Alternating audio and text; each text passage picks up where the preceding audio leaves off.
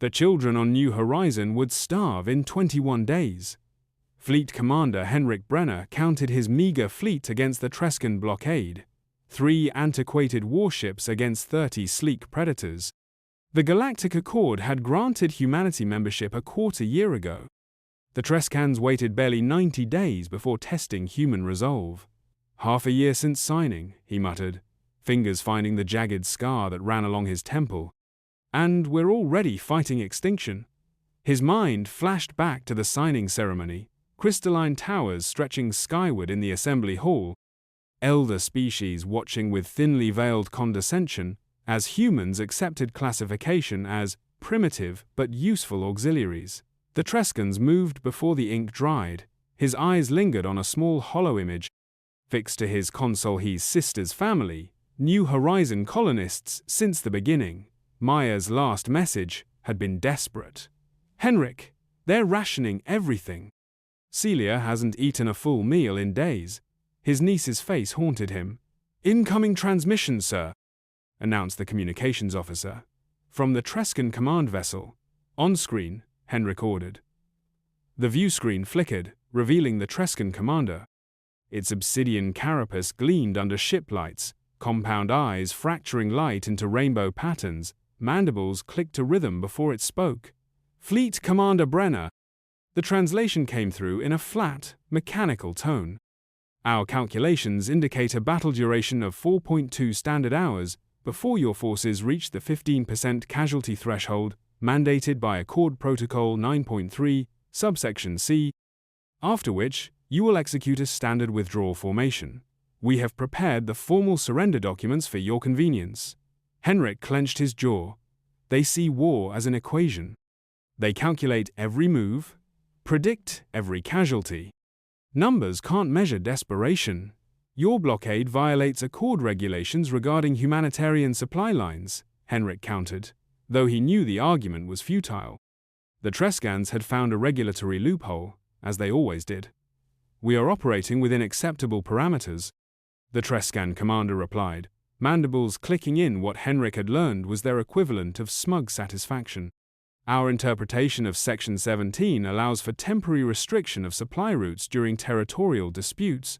The Judiciary Committee will rule on the matter in 6.4 standard weeks. By our calculations, your colony's supplies will be exhausted in 5.2 weeks. Unfortunate timing." The screen went dark. Sophia Chen took position beside him, lips pressed into a grim line. 10 years his junior at 35, she'd fought beside him during Earth's final war. Henrik operated on gut and impulse.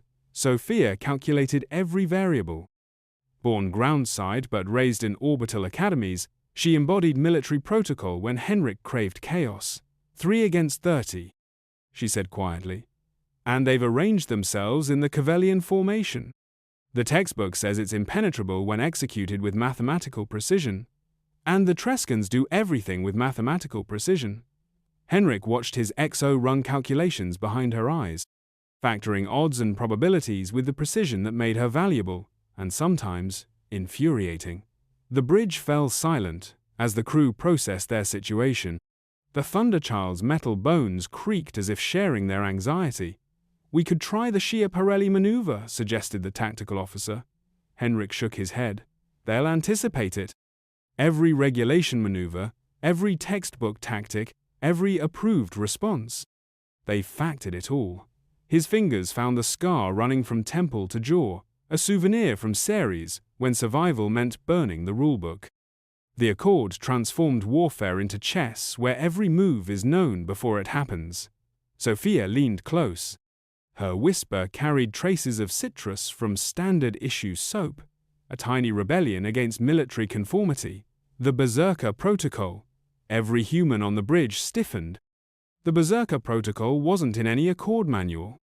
It was barely even in Earth's official military doctrinaire contingency developed during humanity's bloodiest conflicts, when conventional tactics proved insufficient. It called for a return to the oldest human military traditions: unpredictability, calculated recklessness, and psychological warfare. The Accord would consider it barbaric. "That's forbidden knowledge, Sophia," Henrik said quietly. though he didn't dismiss the idea. The Accord orientation specifically classified our old war tactics as destabilizing to galactic peace. And what's peace worth if our people starve? She challenged, unusual fire in her typically measured voice. Before Henrik could respond, another transmission came through, this time from New Horizon.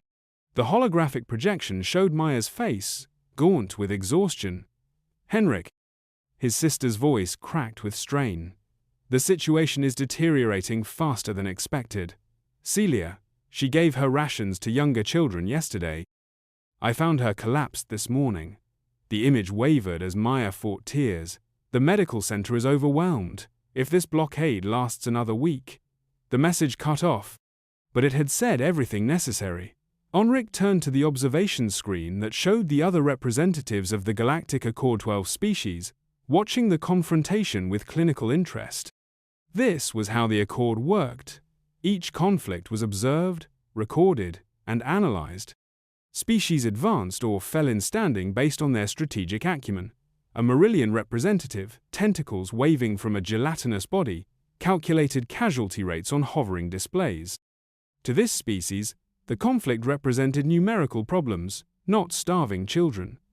"Helm, take us into standard engagement position," Henrik ordered, his voice revealing nothing of the storm building inside him. The Thunderchild and her sister ships, the Dreadnought and the Indomitable, moved into the textbook formation for engaging a superior Forsaea symmetrical arrowhead designed to distribute incoming fire while maximizing forward offensive capability. The human vessels moved awkwardly compared to Treskan ships.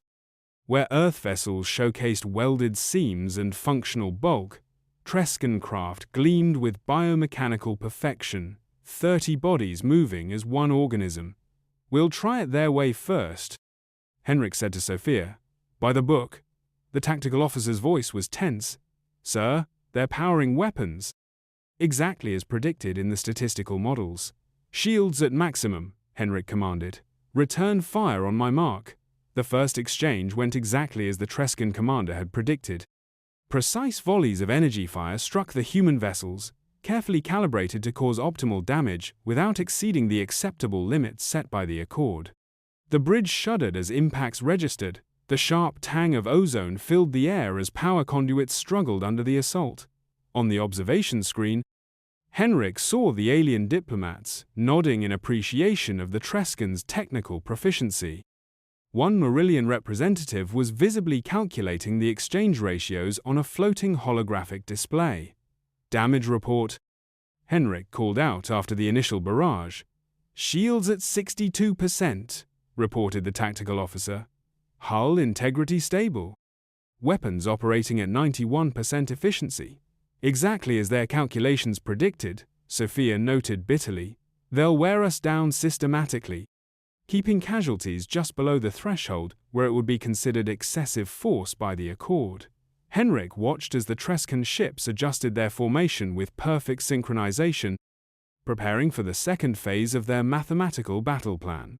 His ships returned fire, landing precise hits that the Treskans had already factored into their strategy. A message blinked on Henrik's console. "Human tactical approach. Standard. Predictability rating, 94%. Expected outcome unchanged." A second transmission arrived, silent footage of New Horizons ration lines. Among gaunt faces, Celia waited, sunken eyes watching the empty serving trays. Henrik's fist closed tight. Treskan's Map 40 moves forward, assuming rulebook warfare. "Humans survived millennia because we know when to shatter the board." "Sir," Sophia said, her voice steady. "I believe this would be an appropriate time for a history lesson." Their eyes met, and Henrik saw the same fire that had kept them alive during Earth's final conflicts. He remembered the Battle of Lunar Basin, where humanity's final fleet faced extinction against corporate armadas. The admirals had ordered a retreat, Henrik had ordered a charge. History remembered it as the turning point of the war. "All hands." Henrik's voice rang across the ship's communication system. Berserker Protocol. A ripple of shock followed by fierce determinations wept through the bridge. The order was something from legend, a tactic so deeply rooted in Earth's martial history that it had been deliberately omitted from the documents submitted to the Accord. "Cut external communications," Henrik ordered. "All power to weapons and engines, including 50% of life support reserves." "Sir, that exceeds safety parameters by," the engineering officer began, her voice tight with anxiety. "I know exactly what it exceeds," Henrik cut her off. "Do it anyway. We'll breathe when our people can eat." On the observation screens, the alien representatives leaned forward in confusion as the human ships suddenly went silent, their transponders and communication arrays shutting down simultaneously. "Tactical, load all missile bays. Arm everything we have." "That's against Accord regulations on proportional response," the tactical officer noted, even as her fingers flew across the controls. Following the order. "Engineering," Henrik continued. "Reroute emergency power reserves to the main engines. Helm, plot a direct course for the center of their formation." "You mean ramming speed?" the helmsman asked incredulously. "Exactly that," Henrik confirmed. "Navigation. Transmit the following course corrections to the Dreadnought and Indomitable." He rapidly entered a series of coordinates. "We're not going to dance to their mathematical tune anymore." On the diplomatic observation channel, alarms were blaring. The alien representatives were sending urgent queries about the humans' unexpected behavior. The Varelian diplomata, translucent crystalline, being considered among the wisest in the galaxy, was recording everything with particular interest. "One more thing," Henrik added. "Communications. Access historical archives. File Viking 7. Broadcast on all frequencies." The ship lurched when ancient war chants thundered across frequencies. Norse warriors called to battle from 1,000 years past, primal rage echoing through space, utterly alien to Accord's mathematical combat doctrine. The reaction from the Treskan fleet was immediate. Their perfect formation wavered as their tactical computers struggled to interpret actions that defied all logical battle doctrine. "Now," Henrik commanded. All 3 human ships surged forward at speeds that stressed their structural integrity to the breaking point. Metal screamed as ships strained past design tolerances. Crimson warnings bathed the bridge. The air thinned. Temperature plummeted as systems shut down. Henrik felt numbness creep into his fingers but ignored it. "They're attempting to recalculate," Sophia reported, watching the Treskan response. The smell of burning circuitry filled the bridge as consoles overheated. "Their formations are breaking down. They can't process our approach vector because it doesn't mathematically maximize our survival probability." "It doesn't need to maximize survival," Henrik growled. "It needs to get supplies to our colony." The Treskan ships, designed for precision and calculation, scattered in disarray as the human vessels executed maneuvers that their battle computers classified as tactically suicidal, and therefore impossible. The Thunderchild executed a sudden lateral thrust that no Accord combat manual would recommend, scraping along a Treskan frigate and causing both vessels to shudder violently.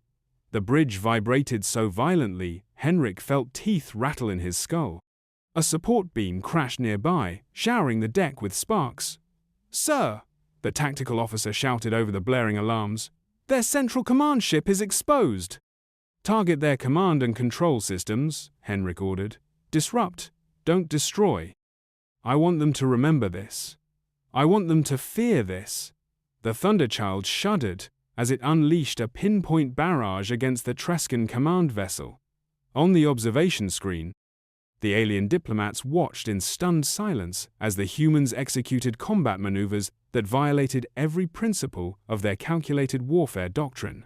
"A Marillion battlemaster once told me," Henrik said to Sophia as the ship groaned around them, "that humans would never succeed in modern warfare because we don't understand the elegant math of battle." "What did you tell him?"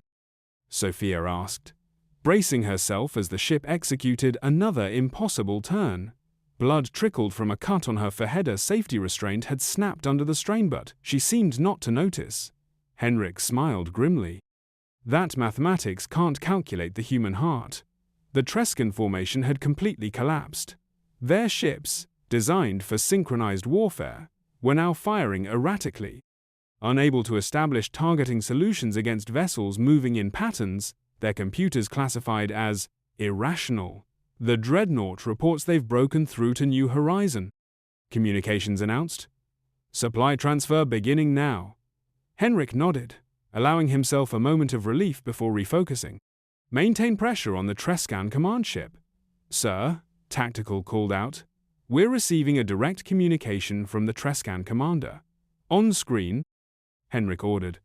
The Treskan commander's eyes flickered rapidly, its carapace vibrating in what Henrik recognized not as anger, but naked fear. This violates 17 separate sections of Accord combat protocol, it chittered, mandibles clacking frantically. You've introduced chaos. Check Section 1, Paragraph 1 of the Accord Charter, Henrik replied calmly. It guarantees the right of any species to defend its civilian populations by all necessary means. We're simply exercising that right. But your maneuvers are irrational. You've diverted life support power. Your own casualties risk exceeding acceptable parameters. Henrik leaned forward. That's the difference between us, Commander. You fight to minimize losses within acceptable parameters. We fight to win. You fight with emotion, the Treskan accused, as though naming a shameful disease. We fight for our children, Henrik corrected. Calculate that. He cut the transmission as the Thunderchild shook from another direct hit. A console exploded nearby, showering the bridge with sparks and filling the air with the acrid smell of burnt plastics. Status report, he called out. Shields at 23%, came the response. Hull breaches on decks 7 and 9, emergency containment holding. The Indomitable reports similar damage but maintains combat capability. And the colony? First supply vessels have landed. Medical teams deploying now. The communications officer paused, checking another incoming signal. Sir, your sister reports that Celia is receiving treatment. She's going to be okay. Henrik closed his eyes briefly, allowing the relief to wash over him. When he opened them, his determination had only strengthened. Continue the assault. Let's make sure they never threaten our colony again. 6 hours later, Henrik sat in the medical bay as a physician treated the burns on his arm. The battle had ended not with the predicted surrender, but with the Treskan fleet's disorganized retreat. The cost had been high. The Thunderchild had suffered significant damage, and 23 crew members were seriously injured. But New Horizon was safe. Its supply lines secured. His personal display chimed with an incoming message from Sophia, now coordinating repairs from engineering. You might want to see this, it read, accompanied by a video feed from the Accord Assembly. On the screen, representatives from the 12 founding species were engaged in heated debate. The central holographic display showed a new classification document being drafted. Species Assessment Update. Humans' Previous Classification. Primitive Auxiliaries with Limited Strategic Understanding. Updated Classification. Unpredictable Potential Threat with Unconventional Tactical Doctrine Recommended Approach. Extreme Caution in Direct Confrontation. The Varelian diplomat addressed the assembly, its crystalline form splitting light into complex patterns that signaled profound disturbance. Humans reject mathematical battle doctrine, the Varelian stated, translucent limbs weaving through air. They weaponize unpredictability. They accept casualties beyond all reasonable thresholds. They fight with emotional ferocity rather than logical precision. The assembly murmured in concerned agreement. Most importantly, the Varelian continued, humans fight neither for acceptable losses nor maximum efficiency. They fight for victory at any cost. Their tactics spring from concepts our models cannot quantify. Loyalty, rage, love, desperation. Remember this warning before challenging humans. Henrik closed the feed with a tired smile. His display chimed again with another message from Sophia. We've received requests from 3 different species asking for human ships to be assigned as escorts for their diplomatic missions. Apparently, we're now considered effective. A third message arrived, this one from Maya on New Horizon. It contained only an image. Celia, color returning to her cheeks, holding up a full meal ration with a smile. The Accord would add human unpredictability to their equations but never truly grasp it. How could formulas capture what kept humanity alive through eons of conflict? The stubborn refusal to surrender when family stood threatened defied mathematics. The Treskans learned what the galaxy would soon discover.